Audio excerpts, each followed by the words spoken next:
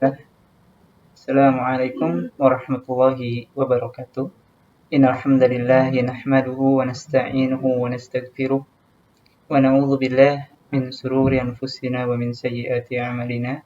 May yahdihillahu fala mudhilla lahu wa may yudlilhu fala hadiyalah.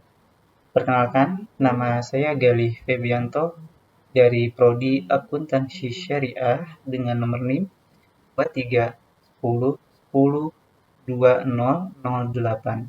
Institut Agama Islam Tazkiyah Bogor.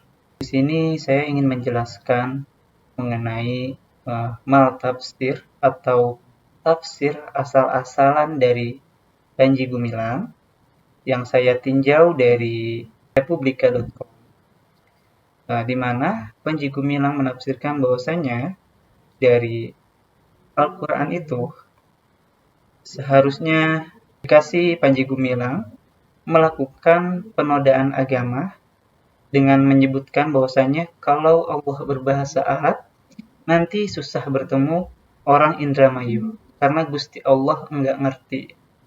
Berikut videonya saya lampirkan. Nah, kalau Allah berbahasa Arab susah nanti ketemu dengan orang Indramayu. Prewek itu nggak ngerti. Gusti Allah nggak ngerti. Dari video yang telah kita tonton sama-sama, bahwasanya ucapan Panji Gumilang ini dinilai sangat menyinggung keimanan umat Islam bahwa Allah Subhanahu wa taala Maha Tahu. Allah Maha Kuasa, Maha segala-galanya. Untuk itu, kita sebagai seorang umat muslim mengajak segenap umat Islam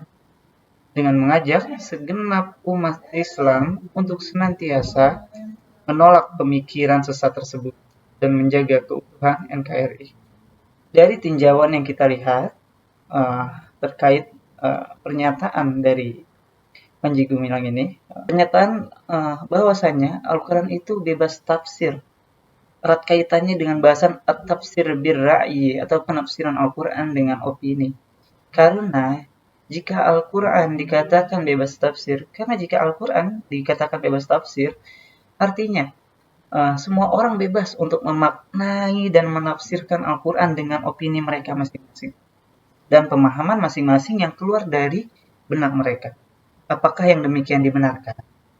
Tafsir bir-ra'yi artinya penafsiran seorang dalam menjelaskan makna-makna Al-Quran dengan suatu pemahaman khusus yang hanya berlandaskan dengan ra'yu atau opini semata.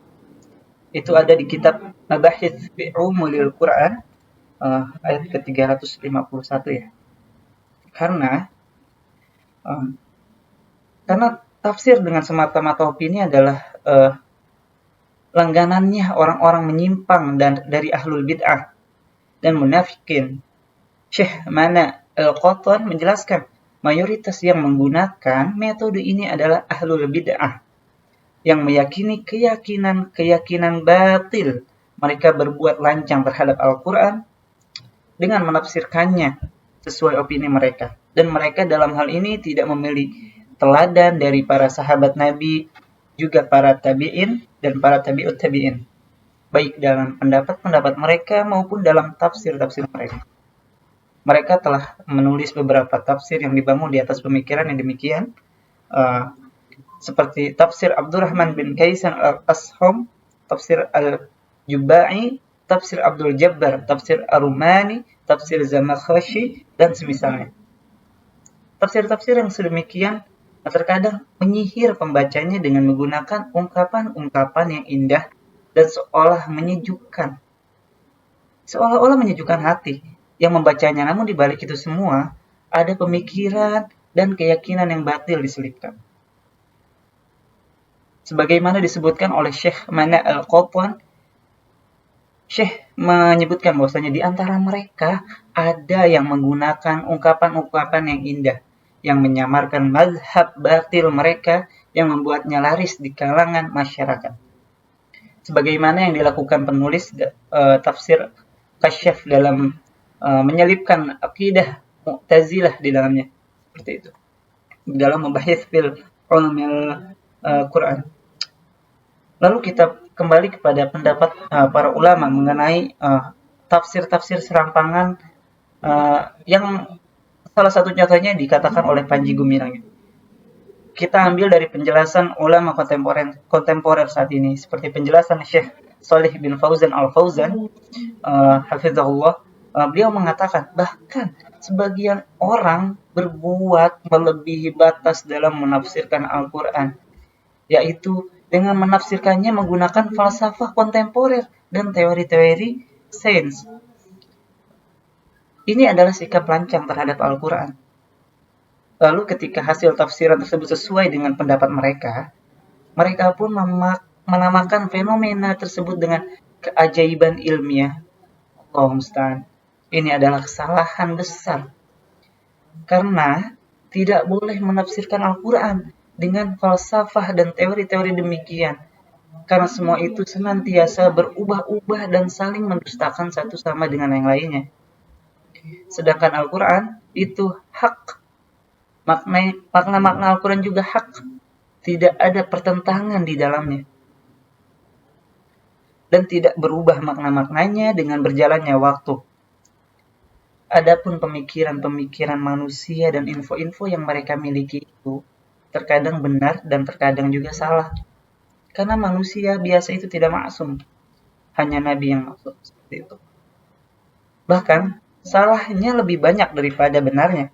Betapa banyak teori yang hari ini dianggap benar, namun di masa depan akan didustakan atau dianggap salah. Maka tidak boleh mengait-ngaitkan Al-Quran dengan teori-teori buatan manusia dan ilmu-ilmu buatan manusia yang sifatnya masih zan, samar, penuh keraguan, dan saling bertentangan. Ilmu tafsir Quran memiliki kaidah-kaidah yang dikenal di kalangan ulama syariat. Tidak boleh melangkahi kaidah-kaidah tersebut. Dan tidak menafsirkan Al-Quran dengan tafsiran yang menerapkan kaidah-kaidah tersebut. Di antara kaidah tersebut adalah seperti yang pertama adalah menafsirkan Al-Quran dengan Al-Quran. Ayat-ayat yang mujmal atau umum diperinci lagi oleh ayat yang lain. Ayat-ayat yang mutlak disebutkan secara muqayyad pada ayat yang lain. Jika tafsir suatu ayat tidak terdapat pada ayat lain, maka cari penafsirannya pada sunnah Rasulullah SAW. Karena as-sunnah adalah penjelasan Al-Quran. Allah Ta'ala berfirman kepada Rasulullah SAW. Allah Ta'ala berfirman kepada Rasulullah SAW yang artinya, dan kami turunkan kepadamu Al-Quran agar kamu menerangkan pada umat manusia apa yang telah diturunkan kepada mereka dan supaya mereka memikirkan. Quran surah An-Nahl ayat 44. Mungkin kesimpulan dari hal ini, menafsirkan Al-Quran semata-mata dengan akal dan opini tanpa landasan ilmu yang benar, hukumnya haram dan terlarang melakukannya.